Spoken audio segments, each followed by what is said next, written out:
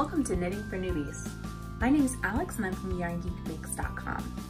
In this video tutorial series, we're teaching you all about the very basics of knitting from one newbie to another. Hopefully these videos will help you out if you're new to knitting. The last video we did showed you a really easy cast on method. It's really great for beginners and works for a lot of different types of projects. So in this video, we're going to cover one of the most basic stitches you need to know. It's the knit stitch, right? Where knitting gets its name from. It's very important if you're knitting, obviously. And it's actually really easy to do and feels pretty natural when you're doing it, right? So I have here in front of me my knitting needles and my yarn. This is a different color than we used last time. The yellow was a little hard to see, so we're using this kind of lilac color, but it's the same yarn, Vanna's Choice. Last one was mustard. This is periwinkle. So we'll go ahead and get started and show you how to knit, right? So on our needle here, set this one down. On our needle, we have 10 stitches and a slip knot. We'll go ahead and count them real quick just so you can see. There's 1, 2, 3, 4, 5, 6, 7, 8, 9, 10, and our slip knot over here at the end, right? Now again, in the last video, we said we're going to go ahead and slide this off our needle after we knit our first row. To do that, we have to knit the first row. Am I right? So we'll go ahead and start. So we cast on holding our yarn like this, right? Holding our needle in the right hand, yarn in the left hand, working with just the one needle. Now that we're getting ready to knit the first row, we actually have to turn this needle over and hold it in our left hand. If you are a right-handed crocheter, this is gonna feel really weird. Just keeping it real. It's gonna feel strange, but you will get the hang of it, and it's actually not super different from if you hold your hand or hold your yarn with your left hand, all right? So if you think of it that way, it's not super strange, it's just a little different. So what I've got here, right, holding this with my left hand, I'm gonna hold my tail end of my yarn kind of out of the way. So I'm just tucking it underneath my fingers. You don't have to keep doing this as you knit more and more rows, but in the first couple rows, it can be especially helpful. Now what I've got here is I've slid my stitches pretty close to the tip of the needle here. I've got about 3/4 of an inch to an inch. You know, you might feel more comfortable. You don't want to drop them, obviously. You might feel more comfortable when you get started to start off further down so that you're not as worried about sliding stitches off of the needle prematurely. But, you know, go slow, take your time with it. Feel out what's most comfortable for you. All right. To do the knit stitch, pull some of my yarn out of the way here. There we go. To do the knit stitch, we're going to take our right hand needle and we're going to put it from front. This is the front side. This is the back side. We're going to put it through this stitch, right? See that? So I'm going to hold the stitch in place with my index finger a little bit, but I'm just going to slide this from the front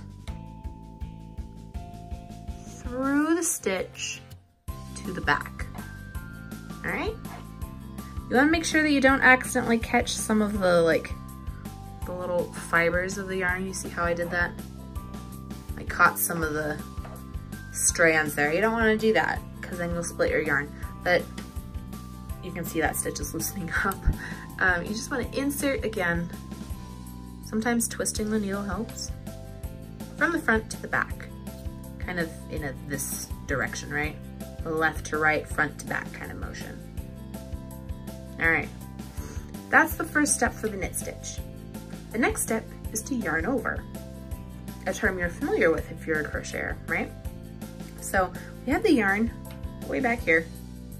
I'm just gonna go ahead and take this end of my yarn, slide my needles down a little bit. You can see my needles are crossed, and I'm gonna take the working end of my yarn, move my tail out of the way. Working end of the yarn goes around and then pull it down so that it's kind of against the right hand needle. So you're gonna go from the bottom, right? The yarn's at the bottom in the back.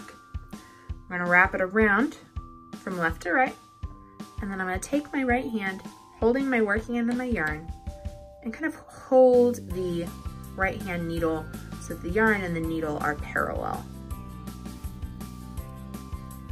Okay, just like that. So you've yarned over. The next step is to take, you can see there's our yarn over, it's in between the two needles. The next step is to take your right needle and you're basically going to slide, use the right needle to slide this working end of our yarn that we just yarned over with through the middle of the stitch that's on this left-hand needle. I find the easiest way is to make sure that your working end of your yarn is nice and tight, nice and taut, and then very carefully, if it helps you, use your finger on the needle. Slide your needle from the back through that stitch. So back to front, almost kind of a right to left motion, just kind of slides.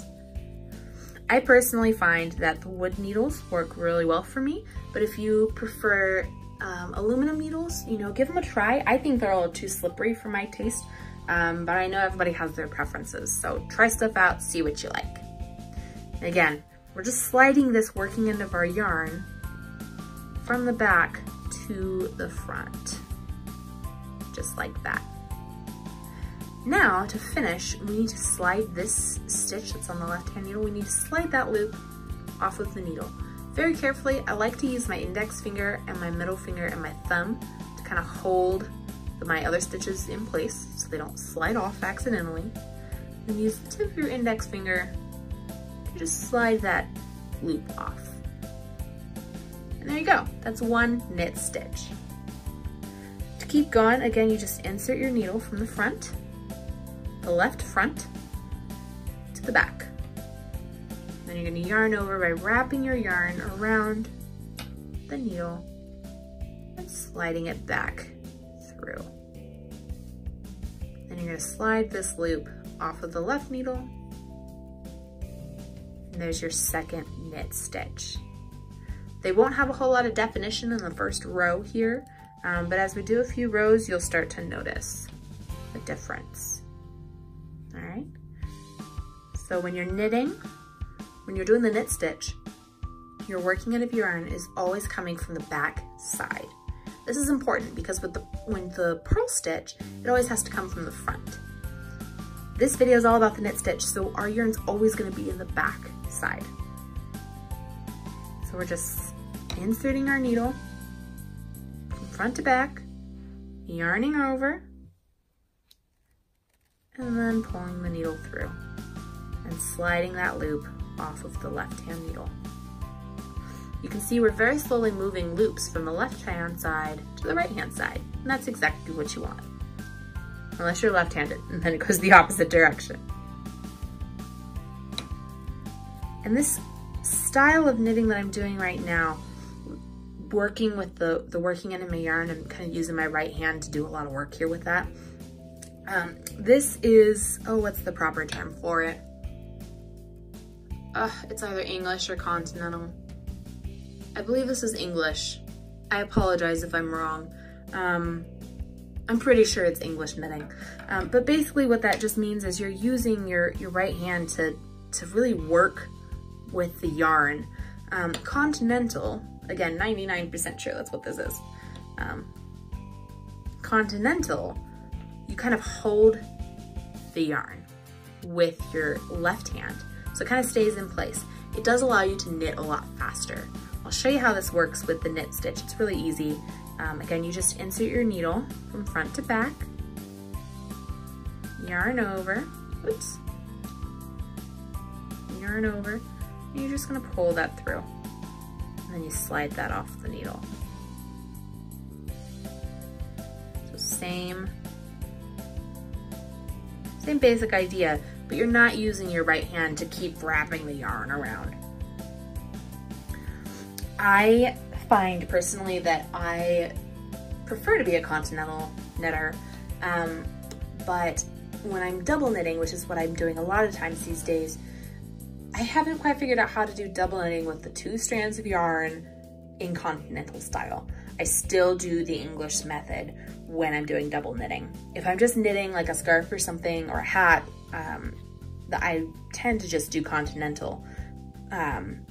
But because I've been doing so much of the double knitting, this English style is really catching on for me. Again, whatever you're most comfortable with.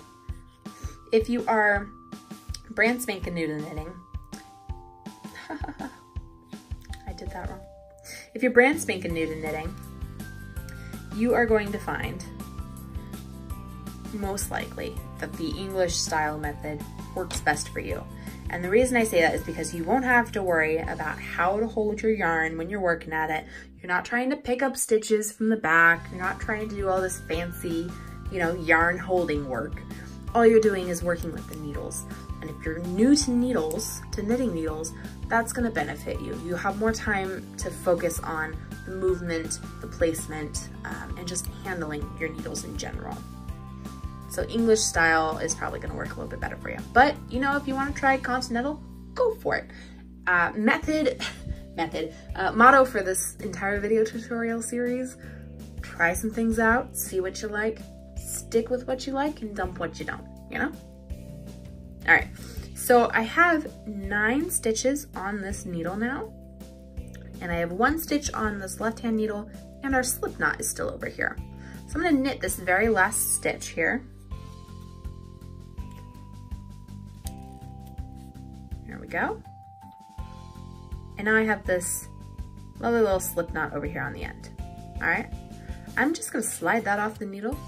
Feels real brave. Be brave, you can do it. All right, and then you can see I've got my slip knot. Here's the loop that it made. I'm just gonna pull that out. There we go. And so that makes for a really nice edge right there up against our needle. And so now we should have 10 stitches. 1, 2, 3, 4, 5, 6, 7, 8, 9, and 10. And that's exactly what you want. And that is how you do the knit stitch. The next video in this series is going to teach you how to do the purl stitch, which it's actually one of my favorites. If I can work something in just purl stitch, I do. I love it. But it's kind of the companion stitch for a knit stitch, right? I like to think of it as the opposite, the yin and yang of knitting, if you will. Let's see, we'll go ahead and do that video, and we'll see you over there. I'm gonna keep this purple yarn because it looks good on camera. All you'll need for that is just your 2 knitting needles and your little practice swatch you've got going here.